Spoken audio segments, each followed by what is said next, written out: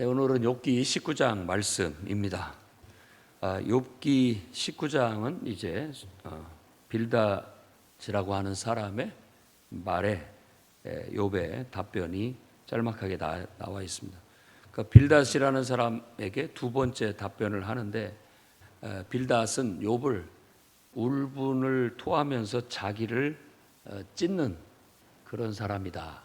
그러니까 스스로 그가 울분을 토하면서 말을 함부로 하니 너 스스로에게 손해다, 이런 식으로 말을 했습니다. 그러자 욥의 답변은 너희가 내 마음을 괴롭히며 말로 나를 짓부수기를 어느 때까지 하겠느냐.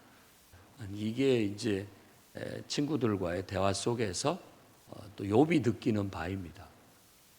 그러니까 뭐 친구들이 전혀 의도한 답변이 아니죠. 전혀 의도한 답변이 아니죠. 자기를 위해서 말을 해주고 있는데 욥은 또 너희들이 나를 짓부수고 있구나. 그 짓부순다라는 말을 요즘 알아듣기 쉬운 말로 한다면 폭행, 너희들이 나를 폭행하고 있구나, 이렇게 느끼고 있다라는 겁니다. 그러니까 나는 그렇게 말하지 않았는데 상대방은 전혀 다르게 인지를 한다라는 거. 이게 참 우리의 대화의 병고인 것 같아요. 그리고 또 상대방도 전혀 그런 의도로 나한테 말하지 않았는데 나는 또 그렇게 느껴요. 그렇게 느낍니다. 그런 것들이 이제 서로 간에 이렇게 감정을 자꾸 부정적으로 서로 감정을 상하게 만들고 이제 결국은 대화가 안 되는 그런 상황까지 가게 되는 것 같습니다. 아무리 우리가 대화를 할 때 상대방을 비난하지 않고 또 멸시하지 않고 조롱하지 않고 상대방을 위해서 말한다고 하지만 사람이 듣기에는 그 말 속에 비난이 들어있는 것 같이 느끼고 또 멸시한다고 느끼고 조롱한다고 느끼는 것 같습니다. 할 수만 있다면 그런 요소들을 우리가 덜어내고 어떻게 순수하게 내 의사만 전달할 수 있을까? 이것을 우리가 고민해 봐야 할 필요가 있는 것 같습니다. 그렇지만 아마 쉽지는 않을 것 같습니다.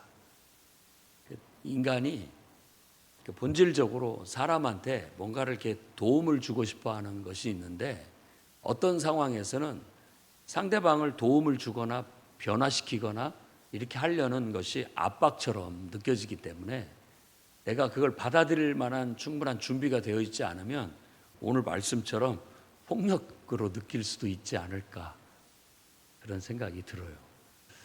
그래서 이제 나이를 먹어갈수록 인간관계가 쉽지 않구나. 왜냐하면 내 마음을 열어서 보여주고 싶은데 내 마음을 다 전달하기가 언어가 너무 짧아서 쉽지가 않은 것 같고, 또 나도 모르는 내 마음이 드러날까 봐, 나도 모르는 내 마음, 의도하지 않은 나도 모르는 내 마음에 어떤 것들이 드러날까 봐 좀 염려가 되곤 합니다. 그런데 정말로 편한 관계라고 한다면 그런 것들 다 듣고도 그냥 아무렇지 않은 것이 아닐까 하는 생각이 들어요. 그래서 일면에는 지금 이 욥과 그 친구들의 대화 속에서 참 인간의 대화는 어리석다, 대화가 필요할까? 차라리 말하지 않는 것이 낫지 않을까 하는 생각도 들지만 또 어떤 순간에는 그래, 그렇게 말이라도 하고 살아야지, 이런 생각이 들어요. 말이라도 할 대상이 있어서 뭐 속에 있는 말, 뭐 사람들이 좀 들어서 부담이 되거나 들어서 기분이 상할 수 있는 말이라도 할 수 있는 대상이 있다라는 것은 어떻게 보면 축복은 아닐까 하는 생각도 듭니다. 그래서 딱히 성경에서 우리한테 어떤 정답을 가르쳐 주는 건 아니지만 우리들의 실상을 보여주고 있다라고 생각이 들어요. 우리도 그렇게 살아가고 있습니다. 여러분, 가까운 사람들하고 대화를 한번 곰곰이 생각해 보십시오. 서로 별 뜻 없이 말하는 것인데도 불구하고 내가 기분이 상할 때도 있고, 또 나도 별 뜻 없이 말한 건데 상대방의 반응이 좋지 않을 때도 있고, 또 어떨 때는 굳이 꼭 저런 식으로 말을 해야 되나 하는 생각도 들 때가 있고, 그런 것들이 있습니다. 근데 그렇게라도 뭐 서로 마음에 부담을 주고 상처도 주고 또 뭐 싸우고 기분 나쁘게도 하면서 살아갈 수 있는, 말이라도 할 수 있는 사람이 있어서 그나마 다행이다, 그래도 그냥 감사하다, 이렇게 여기고 살았으면 좋겠어요. 그게 어떻게 보면 우리의 인생입니다. 나도 완벽하지가 않고 상대방도 완벽하지 않아요. 그리고 나도 내 마음을 어쩔 땐 잘 몰라요. 애써 우리가 어떤 포장된 모습은 늘 좋으려고 하고 착하려고 하고 선하려고 하는 그런 건 있는데, 이 마음 속의 근성이 내 마음 속에 이렇게 이기적이고 또 내 마음 속에 이게 어떻게 보면 못된 그런 요소들이 있어요. 근데 그건 애써 우리가 억눌러 놓았기 때문에 나도 모르는 사이에 말에나 태도나 행동에 드러날 수도 있다라는 거예요. 그래서 사람들이 전혀 그런 의도로 말하지 않았지만 너희들은 나는 내 마음을 참 힘들게 하는구나, 그리고 정말 말로 나를 폭행하고 있구나, 나를 짓부수고 있구나, 언제까지 그러겠느냐라고 느낄 수 있다라는 거예요. 그러면서 그는 항상 이 욥의 대화는 항상 친구들에게 느끼는 바를 가지고서 하나님께로 향합니다. 이 모든 것이 하나님이 나를 억울하게 하시는 것이다 라고 그렇게 말합니다. 이 모든 것들이 다 하나님이 나한테 이렇게 하게 하시는 거구나, 이런 인식. 이런 것이 신앙으로 승화되는 삶이라고 말할 수 있겠습니다. 그러니까 누가 나를 힘들게 하면 하나님께서 저 사람을 통해서 나를 힘들게 하시는구나, 왜 그럴까라는 거죠. 그래서 그런 것을 통해서 내가 다듬어지기도 하고 연단받기도 하고 나를 되돌아보기도 하고 나를 또 성장하기도 하려는 그런 뜻이 있지는 않을까. 그래서 하나님은 언제든지 선하시고 하나님은 언제든지 나를 향해서 사랑이 많으시다, 자비로우시다 라고 우리는 절대적으로 하나님을 신뢰하고 하나님의 절대적인 주권을 믿고 긍정하며 나아가는 태도는 갖는 것이 가장 건강한 삶의 태도라고 볼 수 있습니다. 다시 이제 욥은 하나님을 향해서 하나님 앞에 부르짖어도 주님이 아무 대답도 없고, 내가 하나님 도와달라고 아무리 말해도 하나님이 정의를 실현하지 않는구나, 이렇게 회상을 합니다. 그게 지금 욥의 솔직한 심정이에요. 적어도 욥의 말은 솔직한 자기 심정을 말하고 있습니다. 거짓으로 꾸미지 않고 덮어놓지 않고 자기 느끼는 바가 그거예요. 하나님 정말 저에게 정의가 실현되고 있지 않습니다. 나는 하나님 앞에 결백한데 지금 내가 이런 대접을 받는 것을 부당하다고 느끼고 있다라는 거예요. 하나님께서 자꾸 나에게 아무런 말씀도 하시지 않고 하나님이 임재하셔서 나에게 어떤 역사를 보여주시지도 않으니까 정의가 실현되지 않고 나는 죽은 사람과 같습니다. 나는 그냥 죽었다라고 얘기를 하는데 죽어 있는 것과 똑같다. 그리고 이런 일들을 내가 당하고 보니까 재산도 다 잃어버리고 또 자녀들도 하루아침에 다 잃어버리고 또 건강도 잃어버려서 그저 죽을 날만 기다리고 있는 내 모습을 보고 내 형제들도 나를 꺼려하고 멀리 떠나버렸고, 그리고 내게 나를 낯선 사람 대하듯이 대한다. 내 친척들, 그리고 내 집에서 사는 종들, 내 집에서 사는 사람들, 그리고 내 아내, 그리고 내가 낳은 자식, 뭐 이렇게까지 얘기하는데 이런 게 일반적인 표현인 거예요. 세상의 모든 사람이 나를 무시하고 업신여깁니다 라는 심정을 토로합니다. 우리가 정말 힘이 없어지고 또 가진 것이 없어지고 그러면 사람들이 이렇게 우리를 대할 수 있다라는 인생의 진리 담겨져 있어요. 참 안쓰럽죠. 안타깝죠. 사람을 대할 때 그 사람의 인격이나 있는 그대로의 그 사람을 봐줄 수 있는 사람이 세상에서 몇이나 될까? 우리는 그 사람이 가지고 있는 지혜를 보고 그 사람이 가지고 있는 물질을 보고 그 사람이 가지고 있는 지위를 보고 그 사람을 대하고 있지는 않은가? 대부분 다 그렇습니다. 그런데 어느 순간 그것이 없어졌다고 생각한다면 아마 아는 체도 하지 않을 것이고 기억 속에서 잊혀질 것이고 전혀 그 사람의 존재 가치나 소중함은 느껴지지 않게 될 것이다라는 것이죠.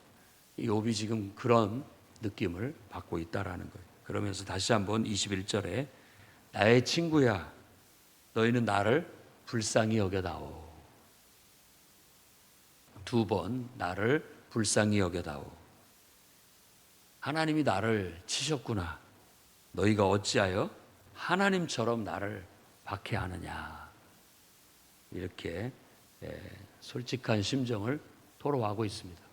그러니까 욥이 친구들에게 바라는 것은 조언이나 어떤 훈계나 설득이나 가르침이나 이런 게 아니라는 거예요.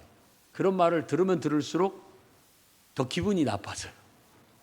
기분이 나빠져요. 정말로 필요한 것은 그냥 불쌍히 여기는 마음. 그것이 필요한 거죠. 그게 진정으로 위로가 될 것 같은데 그들이 조언을 하고 가르치려고 하고 훈계를 하려고 하고 나를 변화시키려고 하는 그런 시도 자체가 마치 꼭 자기들이 하나님인 채 하는 것처럼 느껴진다는 거예요. 하나님의 낯을 가지고 나를 이렇게 책망하듯 말하고 훈계하듯 말하고 나를 변화시키려고 말하는 것이 오히려 나를 힘들게 하고 나를 박해하는 것처럼 느껴진다라는 걸 말해주고 있습니다. 그런 면들을 우리가 한번 곰곰이 생각해 보시고 어쩔 때는 정말 막 속에서 끓어오르고 막 가서 말을 해서 그냥 확 바꿔버리고 싶고 변화돼야 된다라고 느끼고 충동을 받을 때에도 그 충동을 하나님께 기도로 아뢰고 좀 기다려 준다면 오히려 더 좋은 결과가 올 수도 있지 않을까 하는 생각이 듭니다. 근데 자꾸 우리가 가서 이렇게 훈계하고 조언하고 가르치려고 하고 바꿔버리려고 하고 그럴 때 오히려 사람들의 마음은 기분 나빠하고 되려 듣질 않으려고 하고 잔소리처럼 여기는 병고가 있는 것 같아요.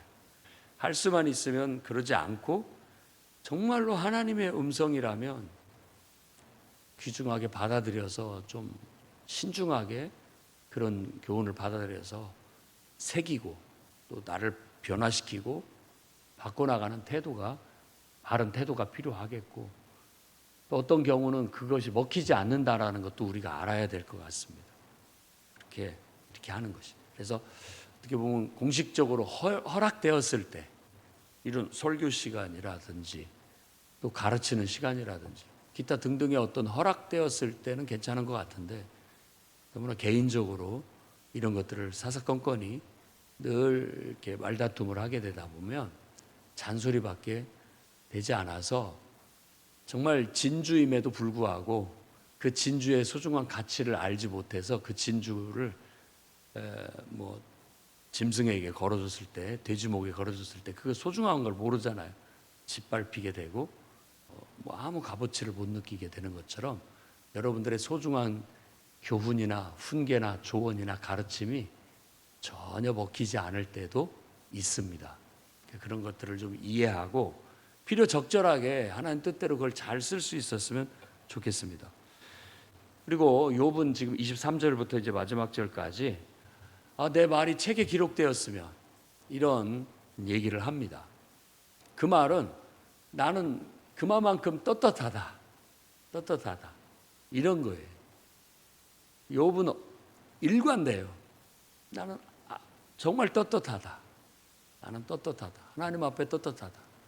그래서 25절에 내가 알기에 나의 대속자가 살아계시니 마침내 그가 땅 위에 서실 것이다. 벌써 이 대속자 혹은 나의 중보 그런 이야기들을 욥의 이야기 속에 계속 나오고 있어요. 그러니까 누가 좀 나는 떳떳한데 어떤 나의 대변자가, 나의 대속자가, 나의 중재자가 있어서 그가 나의 이 떳떳함을 밝혀줬으면 좋겠다. 그가 이제 재판장이라는 말도 하고 중재자라고도 하고 결국은 나는 떳떳하니 내 모든 말을 책에 기록하고 결국은 어떤 대속자가 나를 위한 중보자가 와서 이 땅에 섰을 때 그 모든 것들이 낱낱이 다 밝혀져서 그때 정의가 실현될 것이다 라는 기대와 소망을 갖고 있는 거예요. 우리가 이렇게 떳떳하게 살았으면 좋겠습니다.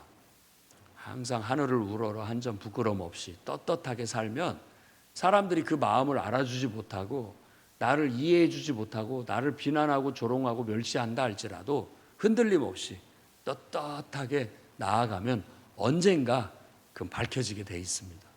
드러나게 돼 있습니다. 그랬을 때 우리가 하나님 앞에 인정받고 그때 정의가 실현될 것이고 하나님께 영광을 돌리게 되고 그리고 나를 오해했던 사람들이 결국 그들이 나를 향해서 비난하고 나에게 화를 냈던 그 모든 것들은 그날에 심판을 받게 될 것이다 라고 얘기해요. 그러면서 그 친구들한테 이제 되돌려주는 거예요. 너희가 심판장이 있는 줄 알아라. 함부로 내 앞에서 칼질하지 마라. 이런 말입니다. 그래서 우리도 이런 말씀들을 곰곰이 새기면서 내가 사람들한테 함부로 칼질하지 않고 살았으면 좋겠습니다. 그 말은 함부로 정죄하고 함부로 판단하고 하는 행위들을 말하는 거예요. 언젠가는 그런 것들이 내가 잘 알지도 못하면서 함부로 정죄했고 판단했던 그런 일들 다 낱낱이 알게 될 날 우리는 부끄러움을 당할 거예요. 재판장 앞에 서서 네가 잘못했다라고 공정한 판정이 내려지는 것처럼 그때는 내가 그것 때문에 딱 그런 줄만 알았네 라고 하는 때가 오게 돼 있어요.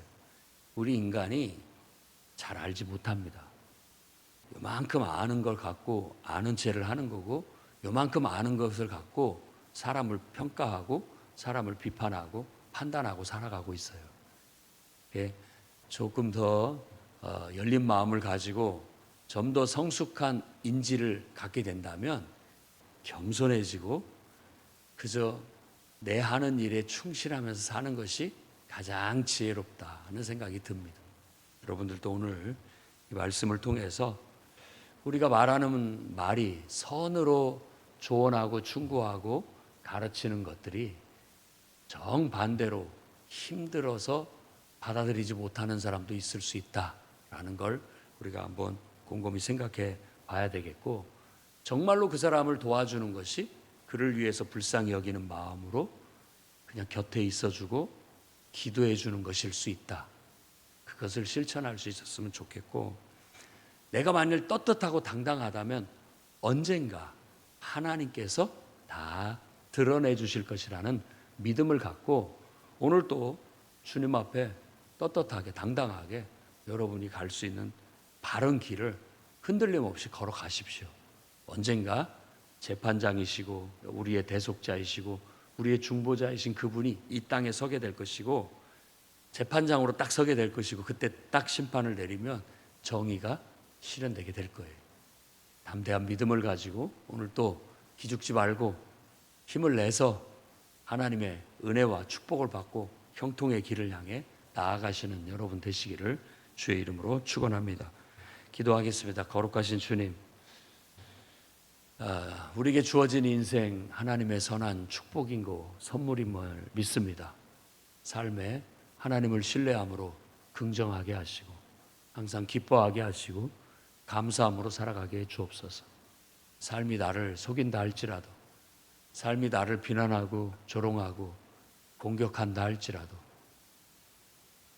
하나님 앞에 내가 떳떳하고 당당하게 살아가는 이 바른 마음이 흔들리지 않게 하시고 언젠가 하나님께서 정의를 바로 세우실 것이고 나의 떳떳함을 드러내게 하실 그날이 있을 것이라는 믿음을 가지고 험한 인생 잘 헤쳐나갈 수 있게 도와주시옵소서. 또한 험한 인생을 같이 헤쳐나가는 동료들 항상 불쌍히 여기는 마음으로 서로 돕고 살아갈 수 있도록 은혜 베풀어 주시옵소서. 예수님 이름으로 기도드립니다.